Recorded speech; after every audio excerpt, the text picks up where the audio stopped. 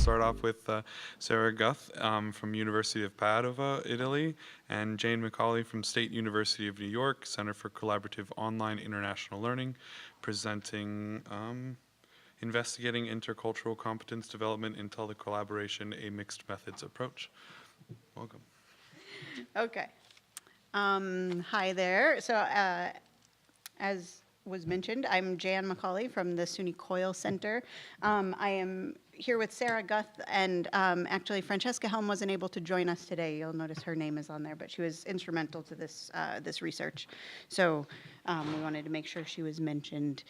Okay, so our project, or our presentation today is going to cover the background of two projects that we were involved with, one through the SUNY Coyle Center and one that Sarah participated in the European setting. So she will talk a little bit more about that one.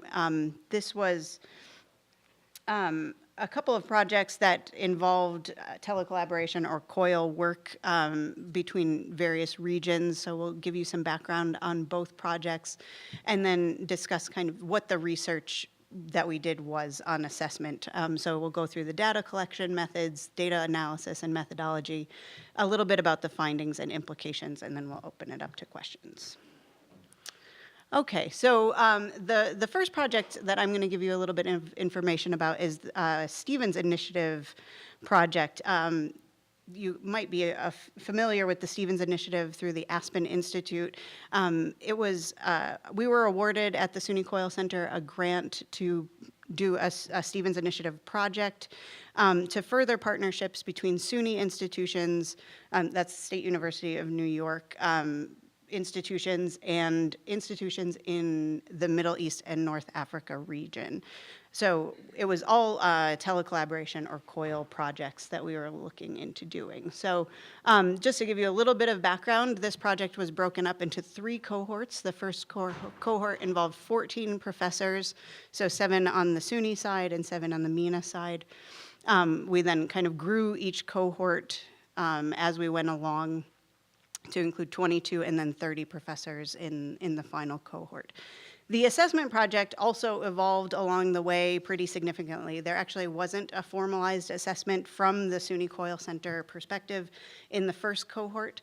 The second cohort, we implemented an assessment model that we'll obviously get into in more detail, involved a pre, mid, and post reflection for each of the students to write. There were prompts provided for these reflections.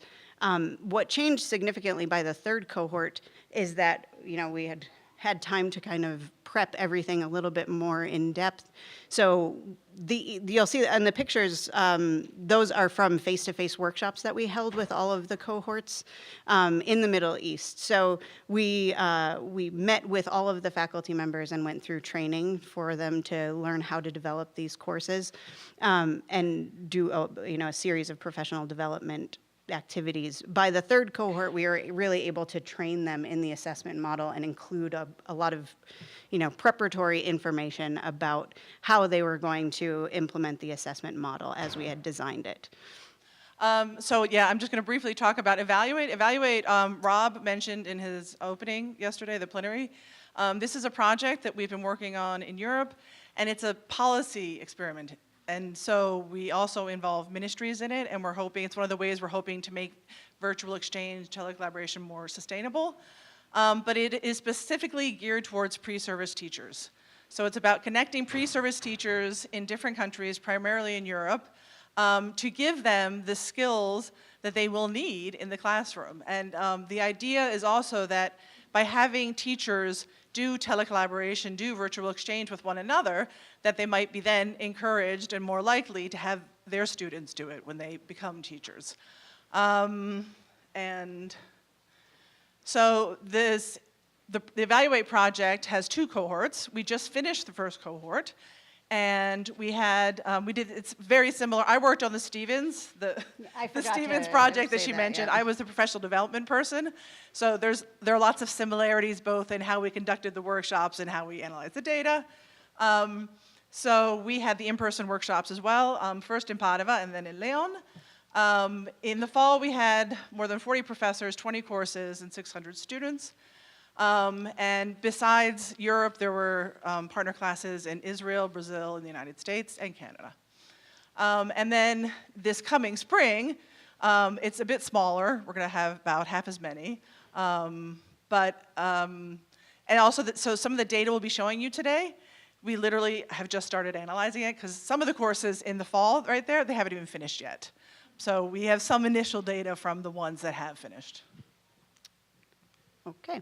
So as we started to, look into and putting into place this assessment model, there were a lot of discussions about what form this should take, as for the Stevens Initiative and then later for Evaluate. So as we've kind of discussed here in the last couple of days, there's a lot of research out there about telecollaboration and virtual exchange and COIL courses, but a lot of it tends to focus on a single exchange or even sometimes one side of a single exchange.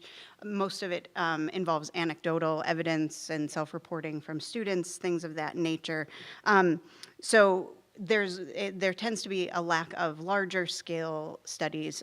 So these two projects kind of offered the opportunity to look at, multiple exchanges and a little bit of a larger data set. We were saying, statisticians in the room might argue with our definition of larger data set really, but, for COIL and virtual exchange, this really does sort of represent a much larger group of research. So that was part of the piece. So the other thing that we wanted to be sure to mention too is that we're not necessarily focusing on all components of intercultural competence in these assessment pieces. We're looking very specifically at the attitudinal or affective components, which we termed intercultural awareness, is termed intercultural awareness. So we looked at intercultural awareness in these students' report, in their reflection pieces, and sought change over time. So that, hence the pre, mid, and post reflections. Okay, so this is actually a paragraph that was given to all of the students in the Stevens Initiative and Evaluate as kind of the introduction to the prompts for their assessment pieces. So it draws their attention to a lot of what we've discussed over these days. I think we've heard, this kind of reflected upon pretty heavily in this conference, that we came to the conclusion that deeper reflection was needed, than is sometimes achieved in some of these assessment pieces. So we needed to encourage the students to think more deeply about their engagement, make connections between, the activities that they were doing and what they're thinking and feeling about them, and begin to really understand the journey that they were on. So just for, to kind of think about what we could reasonably expect to see from this assessment data, the expectation really depends on so many factors, right? So because we were dealing with a whole variety of campuses and institutions and faculty members and all of that, there were a lot of factors that came into play, including the amount of time that the exchange took place. They tended to range between 6 and 10 weeks in the Stevens Initiative project, for sure. Same for Evaluate. So the amount of synchronous communication that might happened or didn't happen, the various focus on, whether it was very much focused on content of the discipline or on intercultural exchange. And especially, as you guys are all aware by now, we've seen this scale many times already, but the individual starting point of any given student, depended on how far they would progress during the exchange. All right, this is you. Okay, so basically we're taking a similar approach to two different projects, and the research questions were slightly different. In the COIL Stevens Initiative, there was a really broad range of disciplines that were involved in the exchanges. So it was more focused on the COIL projects, what students were learning, what their expectations were, and if they were developing intercultural awareness. On the other hand, with Evaluate, it was much more specific because it's a policy experiment and it's focusing specifically on pre-service teachers. Therefore, the questions we came up with, the reflection questions, really tried to draw out students' reflections on how much they were developing their digital pedagogical competence, their intercultural competence, and their foreign language competence. So in both studies, in both projects, in Stevens we had 3 reflection diaries. So students were given, all of the students involved in all of the different exchanges were given the same pre, mid, and post questions. And it was all qualitative. In Evaluate, we added a quantitative component. So at the beginning and at the end, we have quantitative surveys which collect demographic information, and we're using different tools like TPAC to develop pedagogical digital skills. We're using the intercultural effectiveness scale for the intercultural component, et cetera, okay? But the main focus is the qualitative. And it's very similar to COIL in that we have different reflection diaries, but there were 4 of them. Because in each of the Evaluate exchanges, there were 3 tasks. So students did a diary at the beginning and then after each task, okay? So what we're gonna be looking at today is the analysis of the 3 different points in time for the COIL Stevens initiative and the 4 different points in time for the Evaluate ones. In terms of data sets, response was not fantastic. If you're looking for change over time, you need students to fill out all 3 diaries, basically, right? And so as you can see, the numbers varied significantly over time, but in the end, what we had for the second cohort of Stevens, and that's what we're looking at today, were 61 students from the US and 51 from the MENA region. So the numbers are very small, but fortunately between at least the 2 regions, they're quite similar. And with Evaluate, since so many of the projects have just finished or are still going on, we only have data from 2. We call them projects 16 and 17. And again, here, we really focused on allowing students to write the diaries in any language they felt comfortable with. So we had them translated into all the different languages of the students involved in the projects, which is great, but then when you're trying to analyze the data, all of the Polish students answered it in Polish, okay? So this is something we're gonna have to deal with because over the weekend I didn't have time to get somebody to translate the Polish for me. And some of the Spanish students, interestingly, did some in English, some in Spanish, some in English, some in Spanish, but then I have to eliminate those as well because I need all of them in English. So in the end, we had 63, okay? So the data we'll be looking at is these 63 from 2 exchanges who replied to all 4 diaries in English. When Jan showed you the Stevens project, there were 3 cohorts. Cohort 3 just finished as well. And so cohort 3 is kind of like the fall for Evaluate, and so that data is there but has not been analyzed yet. So that's why we're looking at cohort 2. Okay, thank you. So what we wanted to do was to explore the breadth and depth, right? Looking at change over time. And we wanted to try to do some kind of quantitative analysis of qualitative data. Because the problem with all this data is, you all know, going through it, right? How are you going to analyze all of these diaries that all these students have written?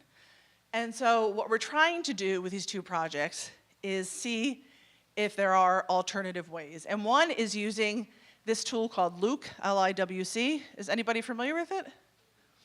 Okay, I'll explain a little bit what it is. It's content analysis, but it's quantitative. And then we did thematic analysis using NVivo software, okay? So that's much more traditional. So this is LIWC. This is the website. It was developed in the fields of psychology and sociology, and it was developed to do content analysis and to look at different aspects of what people's writings say about what they're thinking, basically, okay? And it's been used a lot in psychology. It's been used in politics. They've looked at presidential speeches. It was used to analyze, for example, blogs of people before and after 9/11 and how language changes over time. So it's been used in a lot of different contexts, but it hasn't been used in foreign language. It hasn't been used in virtual exchange. So that's what we're trying to do. So basically what it does is it's going to analyze your text. You have an Excel file with all of the diaries, okay? All the diaries that the students have done at different points. And then you can choose what you want it to analyze, what you want it to look for. You can ask it to choose for everything, but for example, we were interested in specific aspects of what their language might be communicating to us. So we looked at positive emotion, negative emotion. As we said before, we were looking at affect, so intercultural awareness, okay? So you put the data in, and it gives you scores. And it will tell you how much a student's writing indicates positive emotion, negative emotion. You can compare it to, they have their own dictionaries and their own scores, which are data collected from newspapers and blogs and other things like that, or you can compare it within groups. And so that's what we did. We compared it within our groups. And then the thematic analysis, most of you, I'm sure, are familiar with. So we coded the data. There were two of us, Francesca and I. We coded the data, identified themes, then we checked against each other, and we refined our themes, and then we analyzed the data based on those themes. So first, findings, actually, it's from cohort 2, and since I was able to get the data from 16 and 17, from Evaluate, it's also findings from, initial findings from the Evaluate. So this is positive emotion.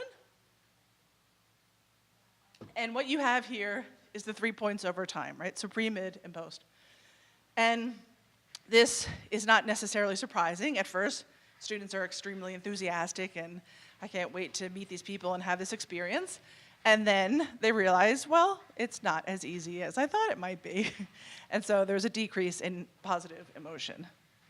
Down there on the lower right-hand corner is the initial data from Evaluate, and it's very similar. It's just that we have the fourth diary, and it seems that checking it more often over time, there was the decrease, but then there was then, at the end, this return to, well, actually, this is a nice experience kind of thing.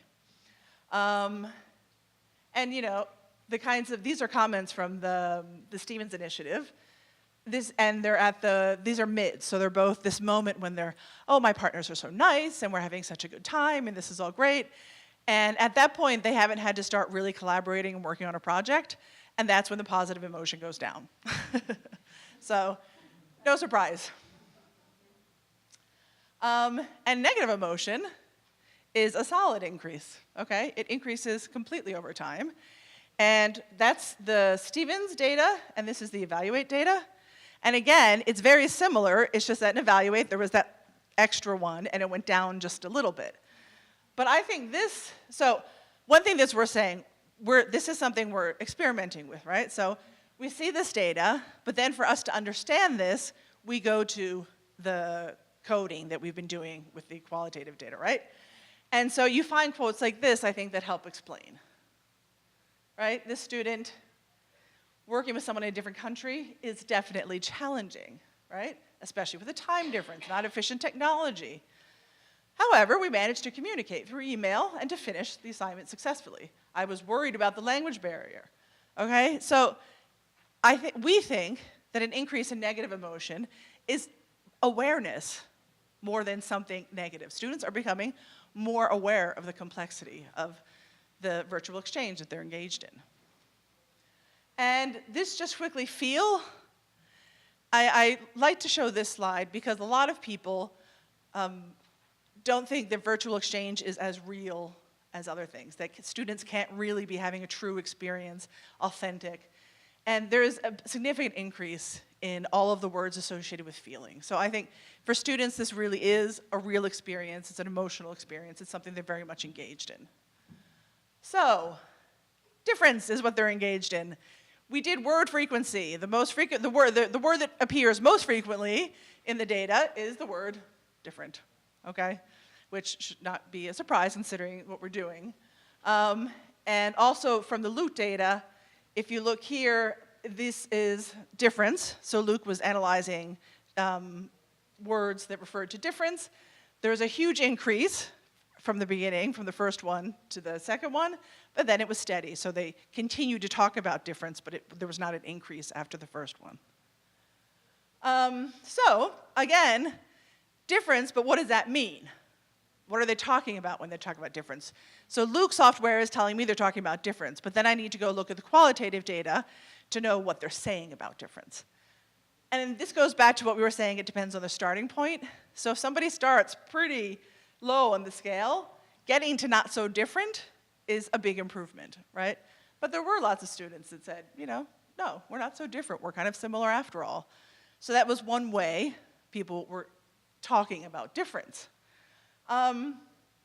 And, you know, in some ways, it feels very superficial, and this is another thing people have been talking about at the conference. How do you get people to go to that deeper level and have more deeper intercultural conversations? So not so different was very common, but so was respect for difference. And I'm just going to ask you for a minute to read those two quotes and see why maybe here there was more respect for difference. What's unique about this? So what do you notice here? It's what they're talking about, right? They're not talking about food. They're not talking about their daily lives. They're talking about something that was very difficult to talk about. And so it's something that we have thought for a long time, and this is just, I think, additional evidence that it's when students have to move out of their comfort zone and talk about something that is difficult that they get to those deeper conversations. And I think what's important is that we called it, so when we were doing our coding, it's respect for difference. It's not tolerance. It's not necessarily agreeing with somebody, having changed your mind that now you totally agree with the way they do things. No, it's respecting the fact that we do things differently, okay? So it was uncomfortable for them, but I think they learned a lot. And then just briefly, the full analysis, very long report on the second cohort data for the Stevens analysis is on the website. So I'm just giving you a few examples of the themes that we coded. What was interesting is one of the things that came out most of all was the importance of learning from people. For students, thank you. Students, actually, there were some comments that said, it was so nice not to learn from a teacher, okay? So we're not people. So they enjoyed, they understood the benefit of learning about culture and things like this from another person and not from a book or from a teacher. There was definitely increased curiosity and desire to travel and study abroad. A lot of people talked about personal growth, so they definitely thought that they had changed as a person. And then there was also this. There were several where there was no change at all, okay? And so there, as Jan said right at the beginning, there are so many different factors you have to consider, and maybe there was no change where there were exchanges that didn't quite work very well, and there was very little interaction between the students, okay? But it's important to recognize that that was in the data as well. And these are just our implications, and I'm stopping, that we think for the assessment, basically for us to get more responses, let's be honest, we need it to be part of the grade. It needs to be integrated into the classroom activities. I mean, this is nothing new, right? And then in both the Stevens initiative and Evaluate, in Stevens for the third cohort and for Evaluate for this upcoming cohort, the final assessment is a reflection essay. It's not just questions. They're going to have to write an essay. So I'm just going to leave that up there because this student is saying, you can assess me right afterwards, but maybe you digest things over time. And this is another thing I've heard other people talk about. You know, it would be great if you could go back and talk to these students 3 months after they've done it, 6 months, et cetera. Okay? So that's it. Do you have any questions? Just a reminder for our live feed, for the questions, we will use the microphone so that the live feed can hear questions that we have.